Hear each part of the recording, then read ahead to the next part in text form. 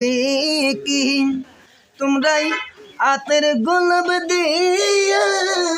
মাইরে দোষা যায় জন্মের মতন দাও না বিদায় তোরি রে গ্রামবাসী একটু দাঁড়াও মাইরে দেখে সবাইকে সাথে খুব ভালো লাগলো গানটা শুনা আমি গানটা শুনে তাহলে 100 টাকা দিলাম 100 টাকা আমি দিলাম গানটা শুনিয়ে রে বলি খুব ভালো লাগলো